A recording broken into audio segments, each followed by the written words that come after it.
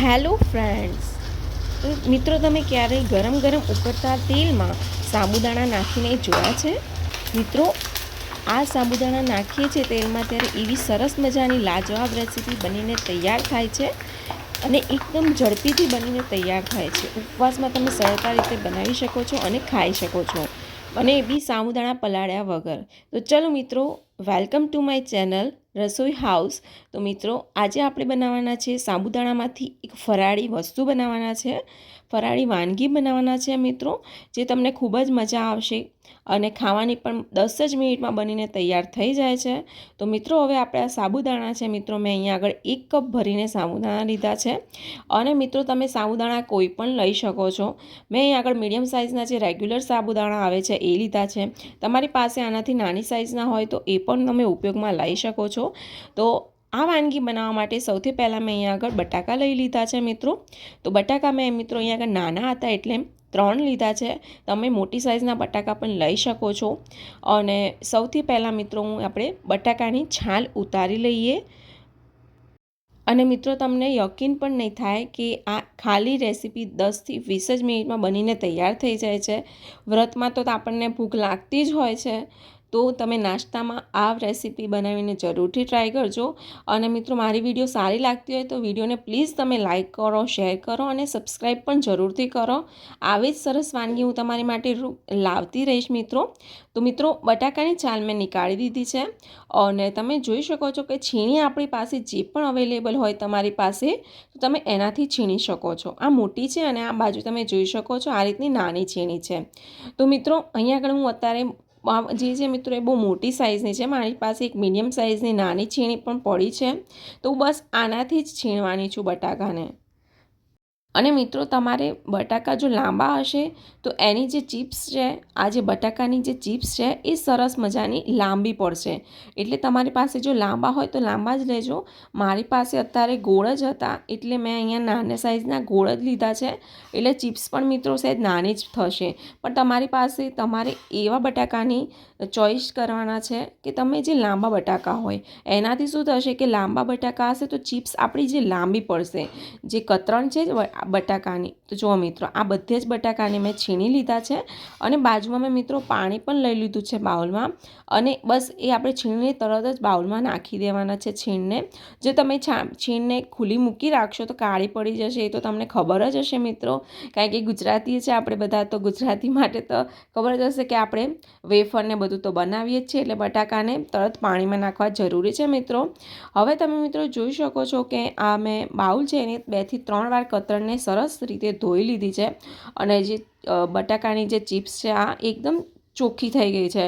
બરાબર છે, જોઈ લો તમે, એકદમ ખુલ્લી અને આ રીતની આપણી જે કતરણ છે બટાકાની એ તૈયાર થઈ છે મિત્રો.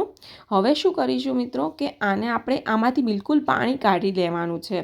તો આ સ્ટેપ કરવો ખૂબ જરૂરી છે, તો જ આપણી કતરણ જે છે એ સારી થશે, એકદમ ક્રિસ્પી.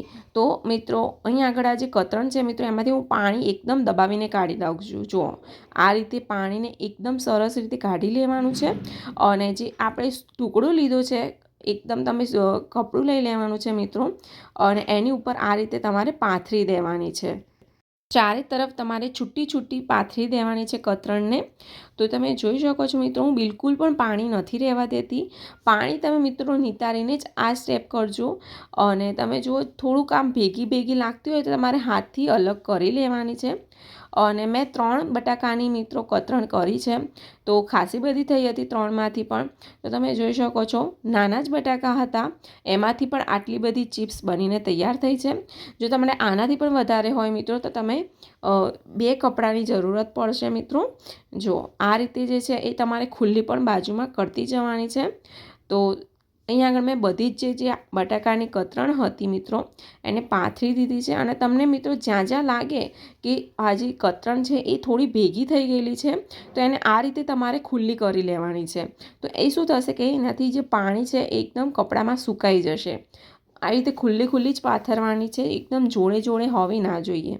જો હવે મિત્રો શું કરીશું કે એને હું ફટોફટ પાણી નીકાળવા માટે બીજો નેપકિનનો જે ટુકડો આવે છે એ પણ મેં લઈ લીધો છે ને એની ઉપર આ રીતે તમારે ધીરે ધીરે પ્રેસ કરીને દબાઈ લેવાનું છે. એટલે શું થશે કે જે એક્સ્ટ્રા પાણી છે આ બટાકાની જે ચિપ્સની અંદર, કતરણ પણ બોલી શકો છો મિત્રો, તો કતરણ છે એની ઉપરથી તમારે બધું જ પાણી જે છે આવી જશે. અને મિત્રો આ ચિપ્સ ખાવામાં એટલી સરસ લાગે છે મિત્રો, તો એકવાર ઉપવાસમાં જરૂરથી ટ્રાય કરજો. અને મિત્રો અહીંયા જો હવે કાચા જ સાબુદાણા મેં લીધા છે, તમે જેવી રીતે થંબનેલમાં જોયું છે એ રીતે કાચા જ સાબુદાણામાંથી આપણે આ તળ્યા છે, કાચા જ સાબુદાણા. પણ મિત્રો ખાસ ધ્યાન રાખવાનું છે કે આપણું જે તેલ છે એકદમ ઉકળતું ગરમ હોવું જરૂરી છે.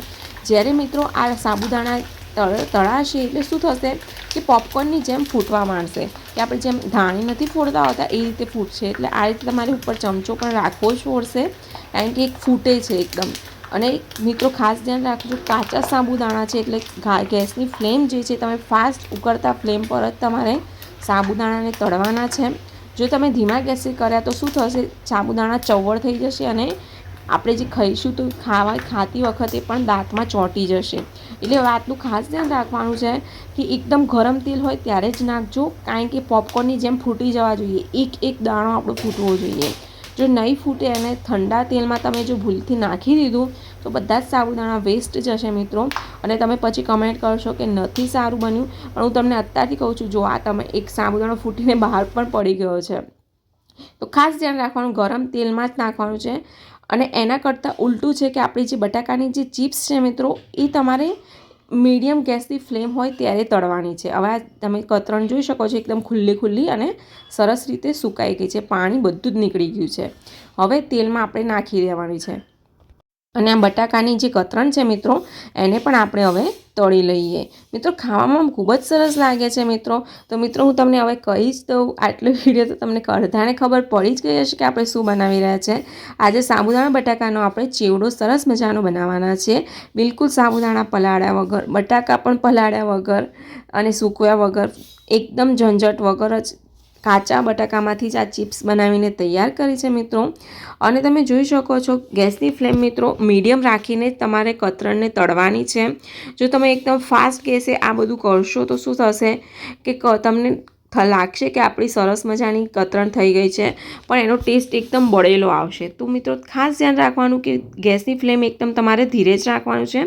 અને કતરણ તળાતા વાર જ લાગશે મિત્રો, 5 થી 7 મિનિટ તો લાગશે જ, કારણ કે એની અંદર પાણી હોય છે અને પાણી જ્યાં સુધી ના જતું રહે ત્યાં સુધી તમારી કતરણ જે છે એકદમ કડક અને ક્રિસ્પી નહીં તૈયાર થાય. અત્યારે તમે જોઈ શકો છો કે બટાકામાં જે થોડું પાણી હોય છે એ રિલીઝ થઈ ગયું છે, મતલબ તળાઈ ગયું છે. તો હવે જે કતરણ છે મિત્રો બ્રાઉન કલરની થોડી આવી રીતે થઈ જાય ત્યાં સુધી આપણે તળવાની છે. જો તમને એકદમ વ્હાઈટ પસંદ હોય મિત્રો, તમે વ્હાઈટ પણ તમે કાઢી શકો છો. અને આ રીતે અમારા ઘરમાં આવી થોડી ક્રિસ્પી જે હોય છે એવી પસંદ છે, એટલે મેં આ રીતની તૈયાર કરી છે. તો જો હવે બીજો બેચ છે બટાકાની ચિપ્સનો, એ પણ હું અહીંયા આગળ ફ્રાય કરી લીધું છે. હવે મિત્રો ચેવડામાં નાખવા માટે હું અહીંયા આગળ સિંગદાણા લીધા છે. સિંગદાણા મિત્રો ઓલરેડી મેં મતલબ મારા ઘરમાં તો હું શેકીને જ મૂકું છું, એટલે કોઈ સવાલ ના કરતા કે આ તો શેકેલા છે.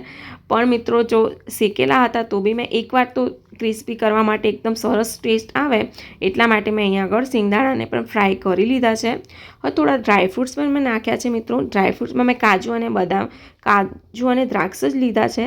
તમને બદામ હોય તો બદામ પણ લઈ શકો છો, પણ બદામનો ટેસ્ટ મિત્રો આમ તો બટાકા અને સાબુદાણાનો ચેવડો છે એમાં નથી સારો આવતો, પણ તમને ભાવે તો તમે નાખી શકો છો. હવે અહીંયા આગળ મેં મીઠો લીમડો પણ તળી લીધો છે. તમે મિત્રો ગરમ તેલમાં જ તળવાનું છે બધું. તમને મિત્રો લીલા મરચાં ખાતા હોય ઉપવાસમાં તો તમે લીલા મરચાં પણ નાખી શકો છો. મિત્રો અહીંયા આગળ અમે ઉપવાસમાં બહુ વધારે કંઈ ખાતા નથી, એટલે મેં આટલી જ વસ્તુનો ઉપયોગ કર્યો છે અને મોસ્ટ ઓફ બધા આટલું જ ખાતા હોય છે. તમે વધારે ઓછું કંઈ પણ ખાતા હોય અંદર તો તમે નાખી શકો છો. લીલું મરચું પણ ખાતા હોય તો પણ આમાં નાખી શકો છો. તો મિત્રો બધી જ વસ્તુઓ આપણી જે છે તળીને તૈયાર થઈ ગઈ છે. તો હવે આપણે આનો ચેવડો બનાવીને તૈયાર કરી લઈએ. તો તમે જોઈ શકો છો મિત્રો કે પહેલાં આપણે જે સાબુદાણા તળીને રાખ્યા હતા એકદમ ક્રિસ્પી બનીને તૈયાર થયા છે. ખૂબ જ સરસ લાગે છે મિત્રો.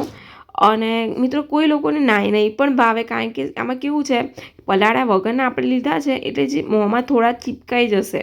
એટલે તમે મેં કીધું એ રીતે ગરમ તેલમાં જ તળજો.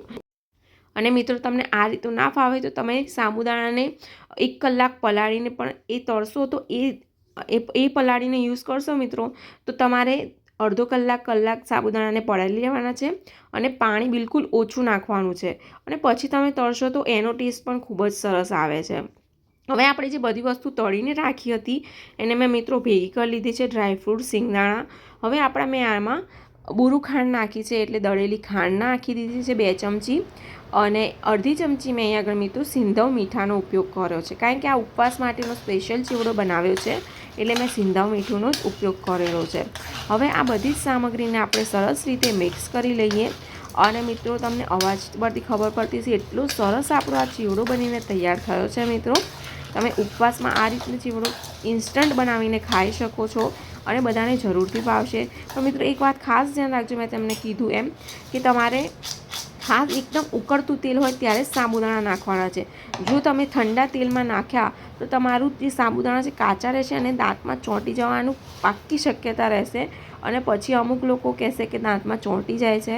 તો મિત્રો ખાસ ધ્યાન રાખજો, એકદમ ઉકળતા તેલમાં જ નાખવાનું છે. જો આ રીતે પોપકોર્નની જેમ આપણા સાબુદાણા ફૂટવા જોઈએ, એ વાત ખાસ ધ્યાન રાખીને જરૂરી છે. તો મિત્રો આજની રેસીપી તમને કેવી લાગી? સાબુદાણા પલાળ્યા વગરનો આ ચેવડો બનાવ્યો છે. તો આવી જ રેસીપી મળતી રહેશે. મારી વિડીયોને લાઇક કરજો અને સબસ્ક્રાઈબ કરજો.